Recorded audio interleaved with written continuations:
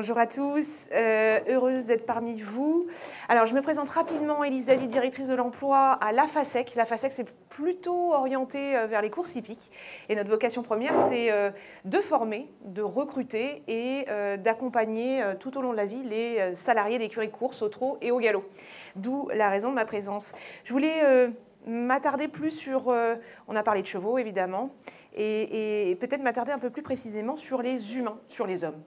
Un autre sujet qui mérite d'être soulevé, puisque sans eux, eh bien, on ne fait pas tourner nos structures.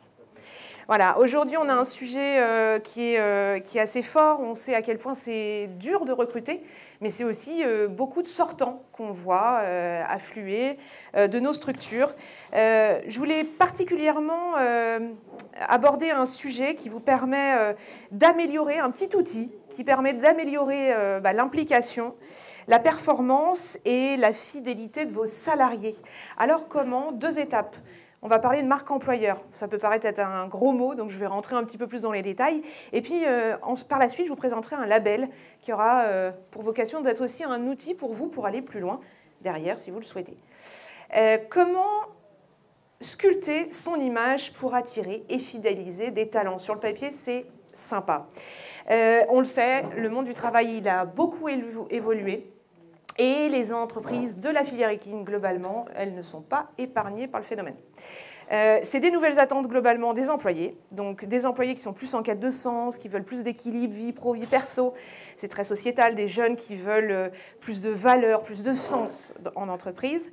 C'est aussi une concurrence dans le marché du travail, c'est-à-dire qu'aujourd'hui, on n'est pas les seuls à, à être un secteur en tension, parce qu'on va avoir le secteur de l'hôtellerie, de la restauration, de la santé, et j'en passe, pour ne pas les citer, qui sont un peu dans le même cas que nous.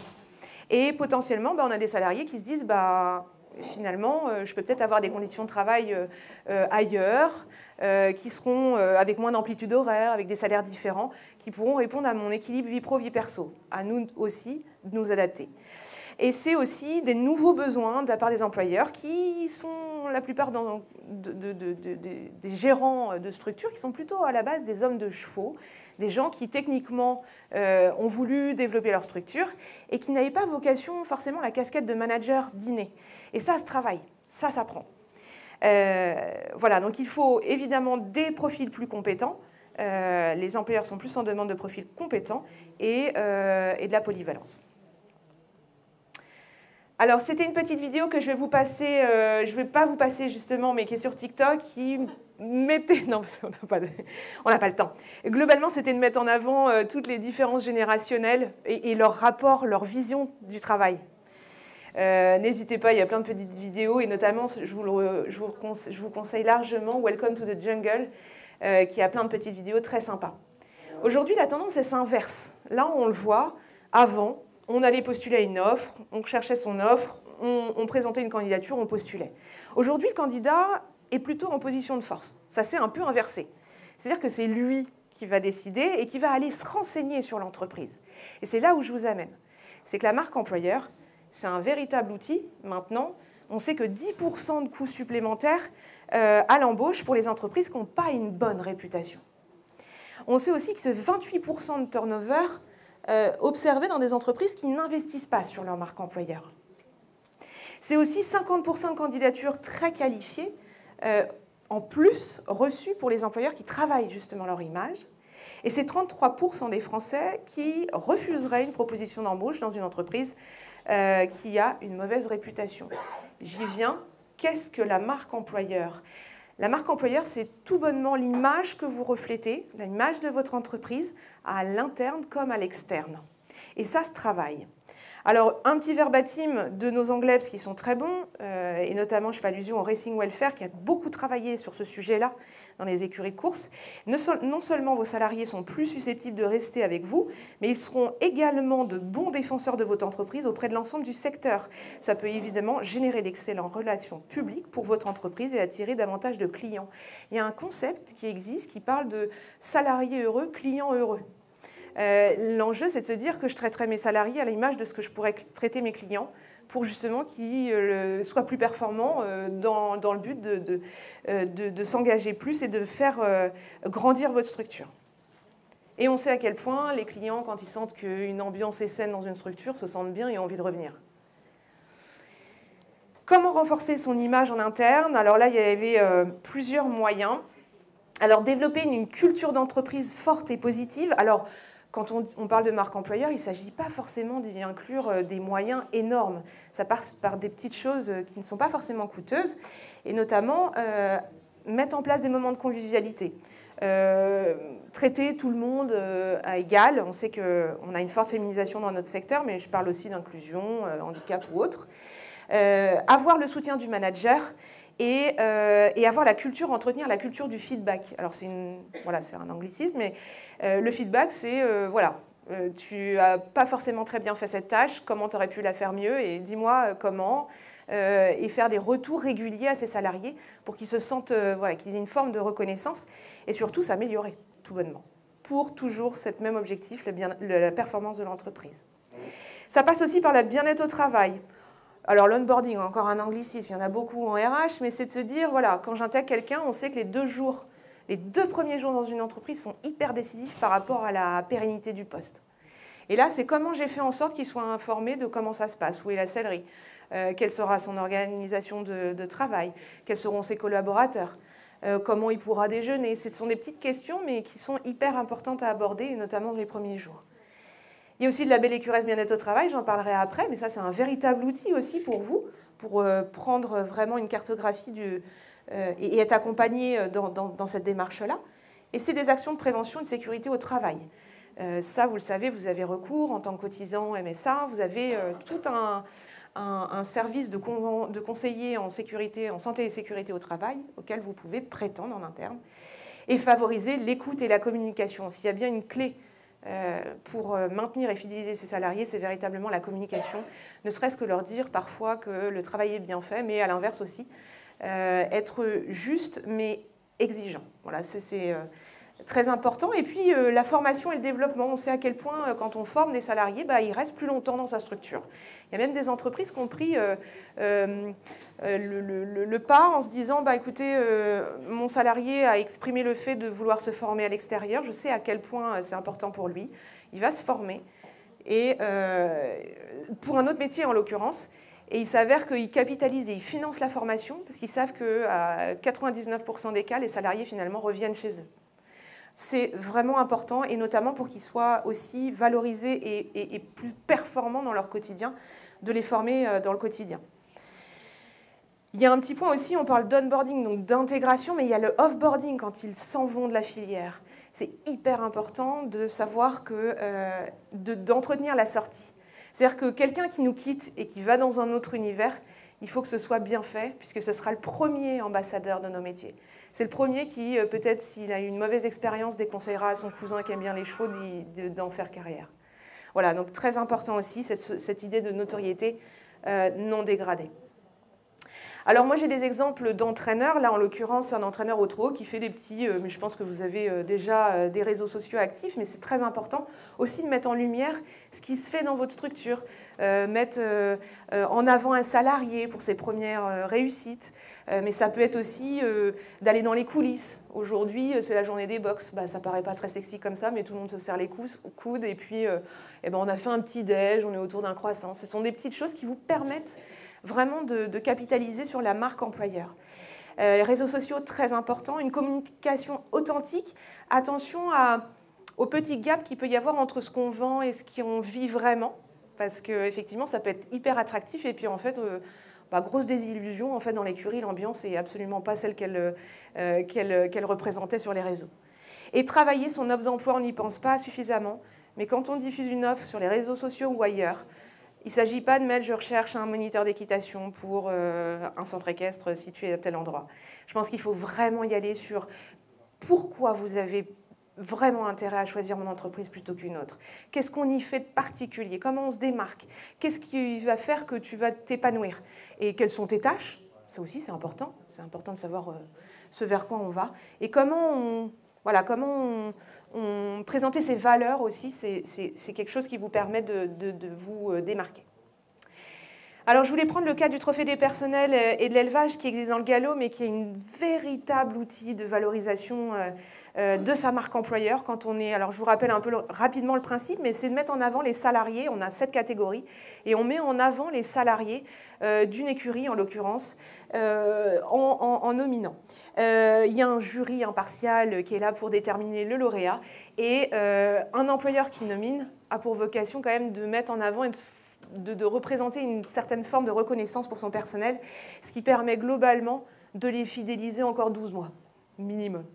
Mais c'est aussi une vraie belle image pour son entreprise. Je ne rêve que d'une chose, c'est, à mon titre, c'est de pouvoir le développer aussi au trot, puisqu'aujourd'hui il existe au galop. Et pourquoi pas, puisqu'on est vraiment dans cette situation de rapprochement des branches, pourquoi pas aussi l'étendre aussi à la filière Equine Global. Ce serait vraiment une superbe image pour nos métiers. Voilà, globalement et rapidement sur la marque employeur. Et puis, juste pour rappeler, petit état historique, à l'époque, pour recruter dans l'armée, eh bien, voilà un exemple d'une affiche qu'on pouvait retrouver pour recruter des gens dans l'armée. Avis aux beaux hommes, hein, je ne dis pas bons hommes, mais ici, on s'engage dans le corps royal des fusiliers de la marine, on y est bien habillé, bien nourri, on y voit du pays et l'on est bien appointé. Voilà, ça c'était déjà une ébauche de marque employeur, juste pour que vous ayez une petite idée. Je pense qu'on a moyen dans le cheval enfin, on a un vecteur d'attractivité énorme et je pense qu'on a une vraie marge pour attirer et fidéliser ses salariés. Alors pour aller plus loin, moi je vous invite à écouter mon podcast sur lequel j'ai fait intervenir sur ce sujet de la marque employeur, la racing manager de l'écurie Agacan, et puis une spécialiste en RH, une experte. On parle autour de ce sujet, c'est un petit talk, ça coûte rien, mais ça dure 30 minutes à peu près. Ça vaut le coup. Et puis on a une intervenante qui est assez pertinente sur ce sujet, c'est Bakeo, et qui peut, pour vous, travailler la marque employeur. Elle fait des prestations pour vous accompagner. Là, je ne fais pas du tout de pub, mais c'est vrai qu'on avait bien travaillé avec elle, notamment dans le développement du label Écuresse Bien-être au travail. Et ça, c'est un sujet qui vient en soutien justement sur ce développement de la marque employeur, mais pas que. Juste petit fait historique, le label Écuresse, qui a plutôt vocation à parler d'environnement et de bien de traitance équine, il date depuis 2016, si je ne dis pas de bêtises. Il a été développé il y a 1 an maintenant sur un volet plutôt social, où on ne va pas juger justement de tout ce volet cheval et environnement, mais plutôt du volet humain. L'objectif, c'est de faire un bilan et d'être accompagné dans le quotidien sur l'amélioration justement de la performance de ces salariés pour pouvoir les attirer et effectivement les fidéliser. Je ne retourne pas sur ce contexte-là, on l'a compris, mais globalement, dans la filière équine, on a quand même un petit retard par rapport à tous les autres secteurs d'activité dont je vous parlais tout à l'heure. Et qu'il faut qu'on arrive à reprendre. Et puis, on constate aussi qu'on a un turnover qui est assez important chez nous. Alors, je ne sais pas globalement dans la filière, mais on n'est pas loin de 26% dans les courses, avec plus de 1500 salariés qui nous quittent chaque année. Voilà, donc on a véritablement besoin de diminuer ce niveau de tension. Alors, comment ? Le contexte, je vous le passe, on avait élaboré des études, mais 20% des nouveaux entrants estimaient qu'effectivement le management était inadapté, à des conditions d'emploi qui sont peu attractives et des ambiances au travail qui méritent encore d'être bien travaillées. Ça, c'est pour ce qui est du contexte. Alors pourquoi ce label justement? Puisque effectivement on a besoin de répondre aux enjeux contemporains, à la transformation du marché du travail, favoriser les conditions d'emploi pour attirer de nouveaux talents et garantir aux candidats un lieu de travail répondant à leurs aspirations et notamment en vue de les fidéliser. Mais tout ça, l'objectif principal, c'est véritablement la performance. On sait que quand on a des salariés qui sont bien au travail, sont plus engagés dans le quotidien. C'est un outil au service des professionnels, évidemment, avec un accompagnement personnalisé. On travaille la visibilité, mais aussi tout à fait votre marque employeur aussi, parce qu'on met en lumière sur les réseaux tout ce que vous savez bien faire en interne à la structure. C'est aussi un outil pour les salariés, puisqu'on respecte, on rentre dans un cahier des charges précis d'un point de vue légal. Ça a vocation de favoriser le sentiment d'appartenance et d'améliorer aussi la sécurité au travail. Et puis, ça montre aussi une certaine forme de reconnaissance, puisque l'entreprise s'engage dans cette démarche. Ça se passe en 3 étapes. Il y a un autodiagnostic en ligne, gratuit, je vous invite à le faire. C'est 10 minutes de votre temps. Aujourd'hui, on a 416 inscrits. Sur ces 416 inscrits, il y en a près de 230 qui ont saisi cet autodiagnostic gratuit. Ça vous permet d'avoir un petit scoring hyper visuel, de voir où est-ce que vous vous situez par rapport aux différents critères abordés. Ensuite, il y a une évaluation. Donc là, c'est un évaluateur du label EQRS qui vient au sein de votre structure avec une partie de questionnaire qui vous est dédiée et puis une partie où on vient interviewer proportionnellement au nombre de salariés présents sur la structure.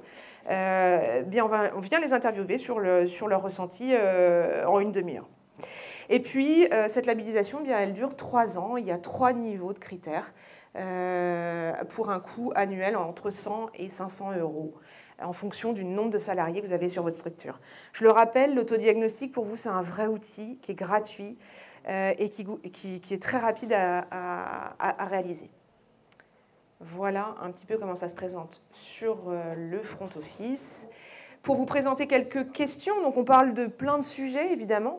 On va aborder, par exemple, le planning. Le planning général de l'entreprise est-il connu? Alors, quand on parle de planning, c'est vraiment les temps forts. À cette période-là, on est à la mode Beuvron. À cette période-là, on prépare telles épreuves. Là, on va avoir les débourrages, etc. Là, on aura les sevrages en fonction de ce que vous faites dans la structure. Et là, évidemment, c'est un planning qui est donné au moins 3 mois à l'avance, 3 mois à l'avance, 6 mois à l'avance ou 10 mois à l'avance ou plus. Voilà, le niveau 3 étant le plus qualitatif. Alors, on aborde dans cet ensemble de critères, on aborde 4 thématiques: l'organisation du travail, la santé au travail, la gestion humaine et tous les processus d'intégration, on en parlait tout à l'heure, et puis l'ambiance et la qualité de vie au travail, moments de convivialité, etc. Et voilà ce que ressort à l'issue de l'autodiagnostic. Vous avez la visibilité sur l'organisation, la qualité de vie, la santé au travail, et vous voyez, c'est assez visuel, les points d'amélioration qui méritent d'être soulevés. À partir de cet autodiag-là, vous êtes considéré comme éligible ou pas. Nous, on vous accompagne aussi à l'être, s'il y a un critère qui visait à être diminué, enfin un écart qui visait à être diminué. Et puis, vous pouvez effectivement, à l'issue de ça, aller vers une labellisation.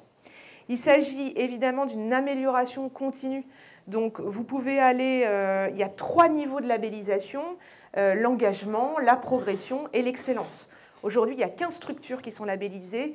On en a sur les 15, 5 qui sont excellences.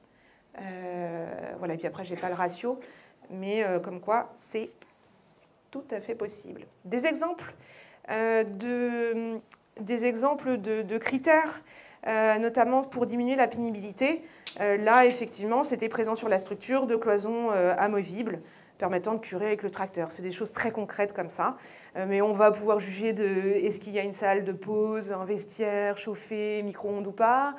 On va parler aussi de moments de convivialité. Est-ce que vous en faites régulièrement à l'initiative du manager, des petits déjeuners, des repas de fin d'année?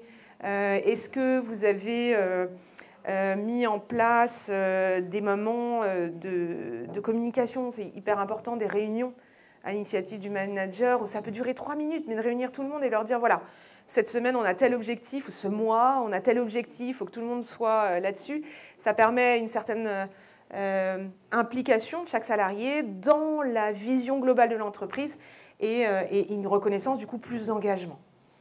Ça peut passer aussi sur la pénibilité, si on reste là-dessus, sur l'optimisation des distances parcourues. Voilà, là, on voit qu'effectivement, quand on rationalise un peu la structure, on évite des temps de marche. C'est des choses qui évitent l'usure professionnelle. On parle aussi de jours de repos. Est-ce qu'il y a la possibilité, est-ce qu'on respecte la convention collective? On va un petit peu au-delà. Est-ce qu'on peut prendre est-ce qu'on a un dimanche au moins une fois par mois ou un dimanche au moins 2 fois par mois? Voilà, toutes ces questions qui sont abordées. On aborde aussi le sujet de la rémunération, qui est toujours un petit sujet touchy, mais est-ce que on parle avantage en nature? Est-ce qu'il y a des tickets restaurants? Est-ce qu'il y a un logement? Est-ce qu'il y a une pension pour un cheval?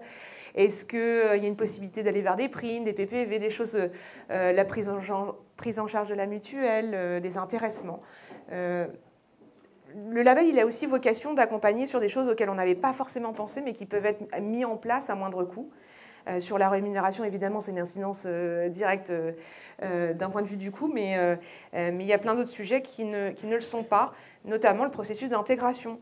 Quand on arrive dans une structure, moi j'ai eu l'exemple d'une écurie qui recrutait, il a reçu la recrue, elle devait arriver à 6 h du matin dans une écurie, la veille, elle n'avait pas eu de mail, elle n'avait pas eu le réflexe d'appeler, donc elle ne savait pas potentiellement où elle allait. Elle le regarde sur Google et effectivement, elle s'oriente vers une écurie, sauf que, en l'occurrence, l'entraîneur en question avait déménagé. Elle allait se retrouver dans l'écurie à côté où elle aurait trouvé personne. Et ça, c'est hyper important dans l'intégration parce que là, la personne, vous l'auriez forcément imaginé pas se présenter à son poste. Et en fait, elle était de bonne volonté, mais ne serait-ce que de réaliser une petite présentation de l'entreprise, des valeurs, de l'organisation du travail, de ce qu'on attend de vous, un petit plan des écuries, de l'équipe, les numéros clés, comment on peut déjeuner le midi, etc. Ça a une vraie valeur pour l'intégration. Et puis tout au long de l'année, c'est aussi de venir questionner la personne sur ses ambitions, sur comment elle se projette. Et notamment, ça peut se faire sur des programmes d'entretien. Le petit plus, ça peut être quand on dédie quelqu'un dans l'écurie qui va être vraiment le tuteur ou le mentor. C'est la personne qui va l'accompagner dans le quotidien pour lui expliquer comment ça se passe, qu'on attend d'elle. Et là, en fait, on capitalise, on perd un petit peu de temps, mais finalement, on pourra en gagner derrière. C'est-à-dire que la personne, elle sera plus efficace rapidement dans la structure. Et pour le salarié, comme je vous le disais, c'est une interview d'une demi-heure qui est complètement anonyme. Et l'idée, c'est de venir corréler avec ce qui aurait pu être dit par le dirigeant. Et voilà, ça peut être effectivement, quand là, on a posé à l'employeur la question de est-ce que le salarié a la visibilité du planning général de la structure? Là, on va pouvoir questionner le salarié sur êtes-vous régulièrement informé de l'actualité de l'entreprise? Oui, non, une fois par an, une fois par mois, une fois par semaine ou plus. Et ça, c'est important qu'ils aient bien cette visibilité. On leur demande aussi cette espèce de petit NPS, là, votre entreprise met-elle des éléments en œuvre pour réduire la pénibilité du travail de ses salariés? Avez-vous participé à une formation professionnelle au cours des 2 dernières années? Là encore, on vient corréler avec l'interview de l'employeur. Et de 1 à 10, quelle note attribuez-vous à l'ambiance de travail?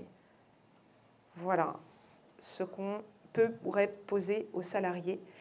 Les avantages aujourd'hui pour d'être labellisé, c'est tout simplement de venir vraiment en soutien sur ces sujets RH-là, sur lesquels on n'est pas forcément tous très à l'aise. C'est d'avoir tout un pool de ressources et d'outils clés qui vous permettent de vous améliorer, et ne serait-ce que de passer l'autodiac, c'est juste se questionner 5 minutes en se posant derrière son PC, en se disant, voilà, j'en suis où? Et effectivement, il y a des trucs auxquels je n'avais jamais pensé. Premier avantage, voilà. Derrière, si on va plus loin, c'est d'améliorer la performance et faire en sorte que ces salariés soient vraiment engagés. Et ça passe aussi par plein de petits avantages un peu matérialisés qu'on a mis en place. C'est la mise en avant de vos annonces sur les sites comme Equiresources, portés par IFCE, c'est de pouvoir mettre un petit macaron quand vous diffusez une offre, structure labellisée EQRS. Ça fait la différence et ça, c'est de la marque employeur. Pourquoi je choisis ce poste d'enseignant d'équitation là plutôt que l'autre? Parce que, effectivement, là, j'ai une petite garantie quand même qu'on n'est pas trop mal au travail. Alors, le coût, aujourd'hui, il est absolument dérisoire. Quand on fait un benchmark, enfin, quand on étudie l'ensemble des offres qui ont pour vocation de déployer du label bien-être au travail au sens général, on est de l'ordre de 10 000 € une évaluation. Autant vous dire que là, sur le max, on est à 550, si je ne dis pas de bêtises, pour plus de 26 salariés. Donc globalement, on est autour de 350 €. Et c'est vrai que c'est un coût, mais c'est un coût dérisoire par rapport à ce que ça peut apporter en positif et en plus par rapport à sa structure et à sa performance. Donc voilà, c'est vrai qu'il y a aussi cet engagement financier de se dire, voilà, j'y mets aussi un petit peu de contribution pour m'engager aussi à titre perso. Je vais sûrement paraître vieux jeu, mais là-dedans, on oublie, c'est de parler de la motivation dans vouloir travailler chez l'employé. Alors la motivation, elle est... Alors on va pas refaire le constat de... J'aime pas du tout faire le c'était mieux avant, les jeunes ne veulent plus travailler, etc. On est globalement dans une société qui a évolué. On est en 2024 et on a globalement, comme je le disais, des jeunes qui n'ont plus les mêmes attentes que nous et qui n'ont pas la même vision au travail. Oui, alors il faut que la passion soit là globalement, mais effectivement, le fait qu'on ait aussi moins d'attractivité, il est multifactoriel. On ne va pas se cacher qu'on a des jeunes qui ont moins d'attrait pour tout ce qui est métier manuel et qui ont un rapport au travail qui est très différent de celui qu'on pouvait avoir. Est-ce que vous conseilleriez, par exemple, nous on est écurie de propriétaires, de mettre en place un sondage mensuel auprès des propriétaires de taux de satisfaction vis-à-vis des employés et que ça puisse être un des... Est-ce que ça peut être un facteur ou au contraire c'est un... Si vous faites une enquête pour une enquête sans mettre en place des choses, vous allez avoir toujours les mêmes résultats finalement. Je pense qu'il faut que vous mettiez des actions en place et que vous voyiez les effets. Donc oui, l'enquête avant, vous mettez quelque chose en place et vous voyez l'effet que ça peut avoir après. Et parfois, ça tient à véritablement pas grand-chose. C'est une boîte de chocolat à la fin de l'année en lui disant « c'est chouette, t'as vendu tel poulain, je m'attendais pas à ça ». C'est vraiment des choses qui ne sont pas forcément très coûteuses. Mais je pense qu'il y a... Ouais, voilà, le coût de l'enquête, c'est intéressant. C'est intéressant. Après, je pense qu'il faut que ce soit suivi d'une action pour pouvoir évaluer l'avant-l'après. Et justement, hein, pour vous rebondir sur le côté intergénérationnel, enfin, changement de génération, de vision et de sens au travail, justement, le label, il a pour vocation aussi de gérer ces conflits intergénérationnels. Parce qu'on ne s'adresse plus à des jeunes, malheureusement, j'aime pas faire la vieille, c'était mieux avant, mais on ne s'adresse plus aux jeunes sur la valeur travail comme on pouvait le faire auparavant, c'est sûr. Donc c'est aussi un outil qui vise à vous accompagner sur ces sujets-là.